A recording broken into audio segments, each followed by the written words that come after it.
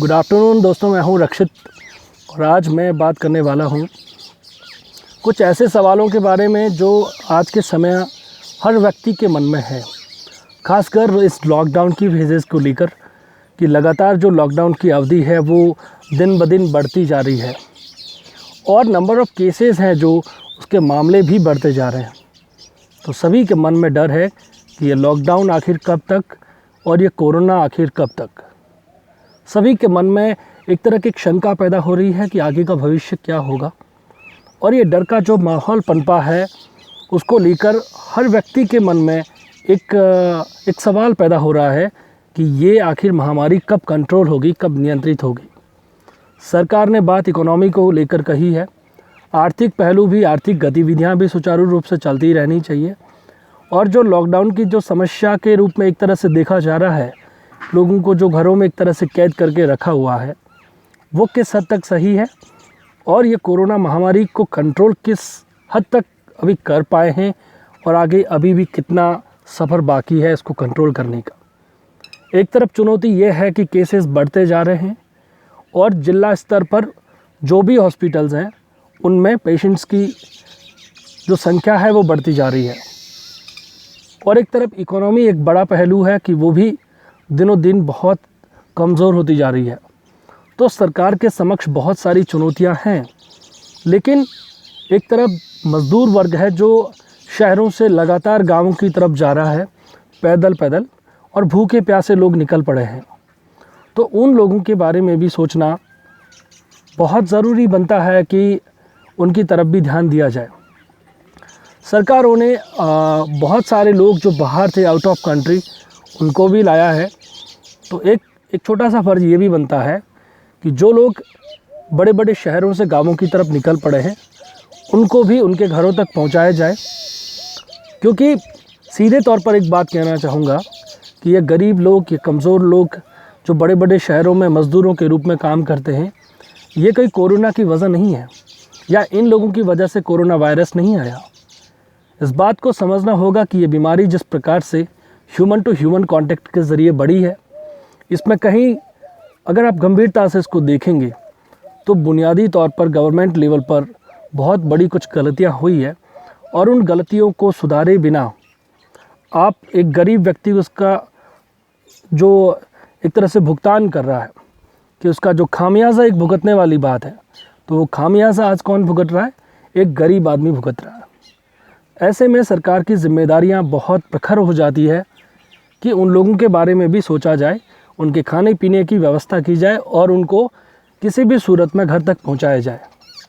ये सवाल हर व्यक्ति के मन में है और जो घरों में लोग बैठे हैं उनके मन में भी सवाल है कि ये लॉकडाउन आखिर कब तक। एक तरफ सरकार ने इकोनॉमी को बढ़ाने की बात कही है, एक तरफ केसेस भी बढ़ते जा रहे हैं। तो कैसे इस स्थिति से निकला जाएगा? भाई, अगर लॉकडाउन इसका समाधान होता तो इतने दिन का जो लॉकडाउन रहा उसके बावजूद भी नंबर ऑफ़ केसेस बढ़े हैं और एक जो मॉडिफाइड लॉकडाउन की जो बात थी, शुरू में लग रहा था कि एक अच्छी बात है, लेकिन एक कॉम्प्लिकेटेड इशू ये भी था कि जो फंसे हुए लोग थे उनको घर भी लाना था और लॉकडाउन एक मॉडिफाइड लॉकडाउन में कि उन ज़िलों में जो कि ग्रीन ज़िले थे उनमें ये छूट दी गई कि वहाँ पर लोगों को एंटर कराया जाए। तो वहाँ पर बेसिकली कुछ ऐसे फॉल्ट्स हुए, उसकी वजह से भी जो वायरस का ट्रांसमिशन है वो काफ़ी हद तक बढ़ गया। राजस्थान जो कि बहुत अच्छी स्थिति में था, सरकार की तरफ से काफ़ी अच्छे प्रयास किए जा रहे थे, लेकिन फ़िलहाल काफ़ी दयनीय स्थिति होती जा रही है और सरकार की तरफ से जो इच्छा शक्ति दिखाई जानी चाहिए थी केंद्र और राज्य की तरफ से, वो इच्छा शक्ति आज के समय मुझे लगता है बहुत कमज़ोर और बहुत क्षीण होती जा रही है। सरकार के समक्ष बहुत सारे सवाल ऐसे हैं जो चुनौती के रूप में है, जो एक सीरियस चैलेंज के रूप में है